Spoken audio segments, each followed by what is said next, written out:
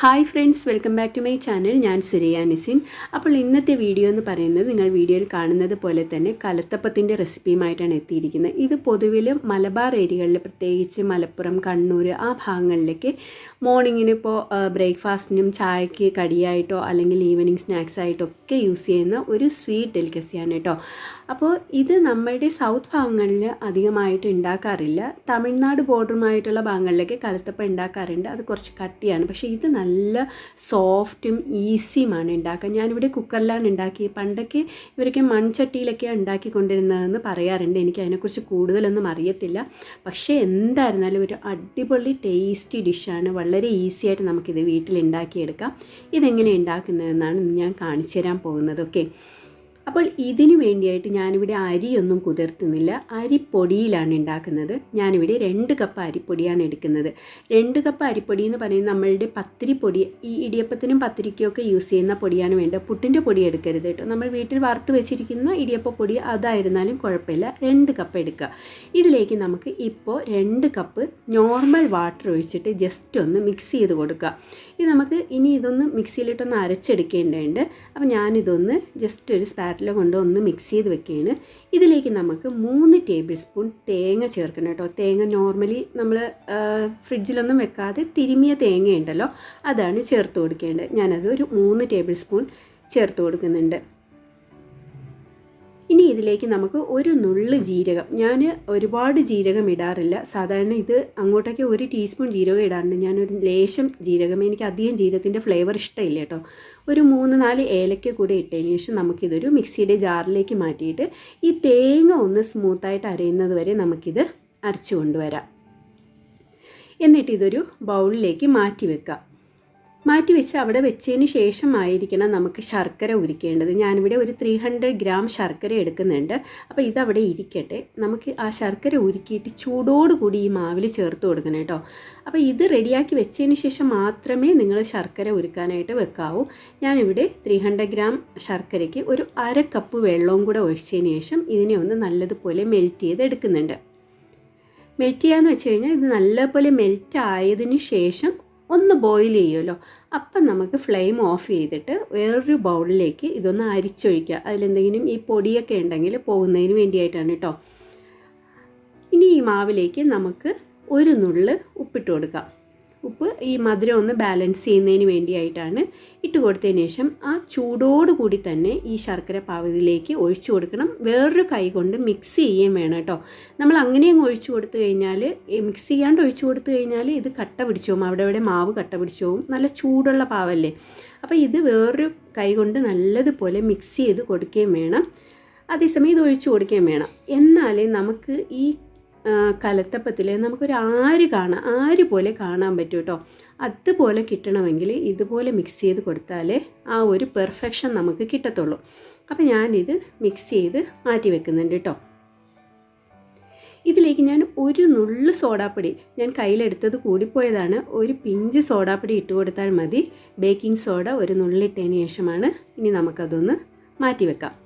ഈ സമയത്ത് നമുക്ക് ഒരു കുക്കർ എടുത്തിട്ട്, ഞാനിവിടെ കുക്കറിലാണ് ചെയ്യുന്നത്. അപ്പോൾ നമുക്ക് ഇതുപോലെയുള്ളൊരു അലുമിനിയം അടിഭാഗം നല്ല കട്ടിയുള്ള കുക്കർ, അത് സ്റ്റീലായിരുന്നാലോ അലുമിനിയം ആയിരുന്നാലോ കുഴപ്പമില്ല. അപ്പോൾ ഞാനിവിടെ ഒരു അലുമിനിയത്തിൻ്റെ കുക്കറാണ് എടുത്തിരിക്കുന്നത്. അതിലേക്ക് ഒരു 3 ടേബിൾ സ്പൂൺ വെളിച്ചെണ്ണയാണ് ഒഴിച്ചു കൊടുക്കുന്നത് കേട്ടോ. അപ്പോൾ വേറെ കട്ടി കുറഞ്ഞ പാത്രത്തിൽ ഉണ്ടാക്കി കഴിഞ്ഞാൽ അടുക്കി പിടിക്കാൻ ചാൻസ് ഉണ്ട്. ഇതിലേക്ക് നമുക്കൊരു 1.5 ടേബിൾ സ്പൂണോളം ഗീ കൂടെ ഒഴിച്ചു കൊടുക്കാം. എന്നിട്ട് അതൊന്ന് നല്ലപോലെ ചൂടായി വരുമ്പോൾ നമുക്ക് ഒരു 1/2 കപ്പ്, 1/2 അല്ലെങ്കിൽ 3/4 കപ്പ് തേങ്ങ ഇതുപോലെ ചെറുതായിട്ട് അരിഞ്ഞ തേങ്ങാക്കൊത്ത് നമുക്കിതിലേക്ക് ഇട്ട് കൊടുക്കാം കേട്ടോ. ഇട്ട് കൊടുത്തിട്ട് ഇതൊരു ഗോൾഡൻ കളറാകുന്നത് വരെ വറുക്കണം. ഒരുപാട് അങ്ങോട്ട് മൂത്ത് പോകരുത്. നമുക്കിതിൻ്റെ കൂടെ ചെറിയ ഉള്ളി കൂടെ ചേർക്കാനുണ്ട്. അപ്പം നിങ്ങളൊരു ചെറുതായിട്ടൊന്ന് തേങ്ങ കളർ മാറുമ്പോഴത്തേക്കും ഒരു 1/2 കപ്പ് ചെറിയ ഉള്ളി അരിഞ്ഞത് കൂടെ ഇട്ട് കൊടുക്കണം. ഈ ഒരു സ്റ്റേജ് ആകുമ്പോഴത്തേക്കും നമുക്കൊരു 1/2 കപ്പ് ചെറിയ ഉള്ളി കൂടി ഇതുപോലെ അരിഞ്ഞ് ചെറിയ ഉള്ളി കൂടെ ഇട്ട് കൊടുക്കാം കേട്ടോ. എന്നിട്ട് ഇത് രണ്ടും ഒരേപോലെ കളറ് മാറി വരുന്നത് വരെ നമുക്കൊന്ന് വറുത്ത് കൊടുക്കാം. ഒരുപാട് അങ്ങോട്ട് കറുത്ത് പോകരുത്, ഒരു ഗോൾഡൻ കളറാകുന്നത് വരെ, ഇത് ഈ ഒരു കളറാകുന്നത് വരെ വറുക്കുക.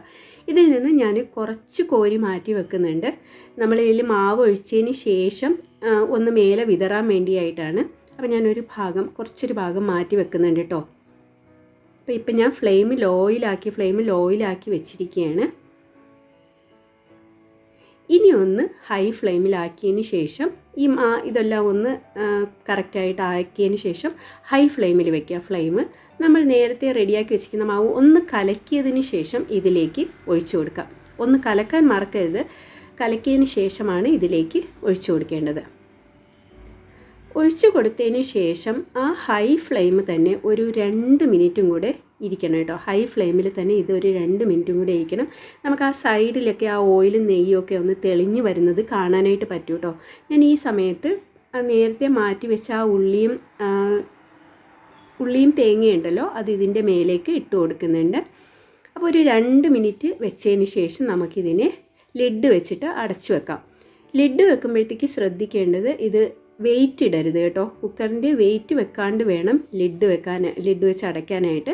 എന്നിട്ട് ഏറ്റവും ലോ ഫ്ലെയിമിൽ, നിങ്ങൾക്ക് എത്ര ലോയിലാക്കാൻ പറ്റുമോ അത്രയും ലോയിലായിട്ട് വേണം ഫ്ലെയിം വെക്കേണ്ടത്. അതെ, ഒരു 8 മിനിറ്റ് കഴിയുമ്പോഴത്തേക്കും ഇതൊന്ന് പതുക്കെ സ്റ്റീം വന്നു തുടങ്ങാൻ നമുക്ക് കാണാൻ പറ്റും കേട്ടോ. ലോ ഫ്ലെയിമിൽ, ഏറ്റവും ലോ ഫ്ലെയിമിൽ വേണം വെക്കാനായിട്ട്. ഒരു 8-9 മിനിറ്റ് കഴിയുമ്പോഴത്തേക്കും നമുക്ക് സ്റ്റീം വരുന്നത് കാണാൻ പറ്റും. സ്റ്റീം കഴിഞ്ഞ് പിന്നെ ഒരു 2 മിനിറ്റ് കൂടെ കഴിയുമ്പോൾ അതിന് വെള്ളം ഇങ്ങനെ ചാടി വരുന്നത് കാണാൻ പറ്റും. ആ സമയത്ത് വേണം നമുക്ക് ഫ്ലെയിം, ഇപ്പോൾ കാണാൻ പറ്റുമായിരിക്കും, ഒരു 8 മിനിറ്റ് കഴിഞ്ഞപ്പോൾ അതിൻ്റെ സ്റ്റീം വന്നു തുടങ്ങി. കുറച്ചുകൂടെ കഴിഞ്ഞപ്പോഴത്തേക്കും അതിൻ്റെ വെള്ളവും കൂടെ ചാടിയപ്പോഴത്തേക്കും ഞാൻ പിന്നെ അത് ഫ്ലെയിം ഓഫ് ചെയ്ത് ഒരു 10 മിനിറ്റ് അങ്ങനെ വെച്ചിരുന്നു. എന്നിട്ട് ഞാൻ അതിൻ്റെ മൂടി തുറന്നു കൊടുക്കുന്നുണ്ട്. മൂടി തുറന്നു കൊടുത്തതിന് ശേഷം അതിൽ ആ മൂടിയിലുള്ള വെള്ളമൊന്നും ഇതിലേക്ക് വീഴാതിരിക്കാനായിട്ട് ശ്രദ്ധിക്കണം കേട്ടോ. എന്നിട്ട് ജസ്റ്റ് ഒന്ന് കുത്തി നോക്കുക. എടുക്കുമ്പോഴത്തേക്കും അതിലൊന്നും പറ്റിയിട്ടില്ലെങ്കിൽ നല്ലതുപോലെ വെന്തിട്ടുണ്ട്. 10 മിനിറ്റ് കൊണ്ട് തന്നെ ഇത് വെന്ത് കിട്ടും കേട്ടോ. ഇതൊന്ന് തണുക്കാനായിട്ട് മാറ്റി വെക്കുക. നല്ലതുപോലെ തണുത്തതിന് ശേഷം നമുക്ക് ഇതിൻ്റെ സൈഡൊന്ന് വിടിയിച്ച് കൊടുക്കണം കേട്ടോ. എന്നിട്ട് ഒന്ന് കുലുക്കി കൊടുക്കുമ്പോഴത്തേക്കും അത് അടിഭാഗവും അങ്ങ് വിട്ട് വരും. നമുക്ക് എന്നിട്ട് ഇതൊരു പ്ലേറ്റിലേക്ക് മാറ്റി കൊടുക്കാം. അപ്പോൾ ഞാൻ ഇതിൻ്റെ അടിഭാഗം കാണിച്ചു തരാം. നമ്മൾ അത്രയും ലോ ഫ്ലെയിമിൽ വെച്ചില്ലെങ്കിൽ അടിഭാഗം കരിഞ്ഞു പോകാനായിട്ടുള്ള ചാൻസ് ഉണ്ട്. കണ്ടില്ലേ, നല്ല പെർഫെക്റ്റ് ആയിട്ട് നമുക്ക് കലത്തപ്പം കിട്ടിയിട്ടുണ്ട്. ഇനി ഇത് നമുക്കൊന്ന് വളരെ ടേസ്റ്റി ആയിട്ടുള്ള ഒരു കലത്തപ്പമാണ്. വളരെ സിമ്പിളായിട്ട് ഉണ്ടാക്കാവുന്ന ഒരു കലത്തപ്പമാണ് കേട്ടോ. എല്ലാവരും ഇതൊന്ന് ട്രൈ ചെയ്ത് നോക്കണം. മലബാറിലുള്ള പല ഡിഷുകളും നമുക്കിവിടെ തിരുവനന്തപുരത്തുകാർക്ക് വളരെ ഇഷ്ടമാണ്. അപ്പം ഇതൊക്കെ വളരെ പാടാണെന്ന് വിചാരിച്ച് ഒരുപാട് പേര് ചെയ്യാണ്ടിരിക്കലുണ്ട്. അപ്പം എന്തായിരുന്നാലും ഇതൊന്ന് ട്രൈ ചെയ്ത് നോക്കണം. നമുക്ക് ഈസി ആയിട്ട് ഗസ്റ്റൊക്കെ വരുമ്പോൾ പെട്ടെന്ന് തയ്യാറാക്കാവുന്ന അരിപ്പൊടിയുമാണ്. നമുക്ക് അരിയൊന്നും കുതിർത്തേം വേണ്ട. ഇതിന് അത്രയ്ക്ക് എളുപ്പത്തിൽ ഉണ്ടാക്കാവുന്ന ഒരു കലത്തപ്പമാണ്. കണ്ടില്ലേ, അതിൽ ആരൊക്കെ കണ്ടില്ലേ, ഇതാണ് പെർഫെക്ഷൻ എന്ന് പറയുന്നത്. ഇങ്ങനെ ആര് വന്നു കഴിഞ്ഞാലേ കലത്തപ്പം പെർഫെക്റ്റ് ആവുള്ളൂ കേട്ടോ. അതും നല്ല സോഫ്റ്റ് ആയിട്ടുള്ള കലത്തപ്പമാണ്.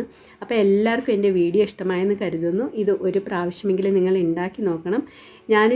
ഇതിൻ്റെ റെസിപ്പി കിട്ടിയതിന് ശേഷം ഞാൻ എപ്പോഴും ഉണ്ടാക്കലാണ്. എനിക്ക് ഏറ്റവും എളുപ്പമുള്ള ഒരു പലഹാരമാണ്. നിങ്ങളിത് ഉണ്ടാക്കി നോക്കിയിട്ട് നിങ്ങളുടെ ഫീഡ്ബാക്ക് എന്നെ അറിയിക്കാൻ മറക്കരുത്. പുതിയൊരു വീഡിയോ എത്തുന്നത് വരെ ടിൽ ദെൻ സൂരയ്യാനിസ്. Take care. Bye bye.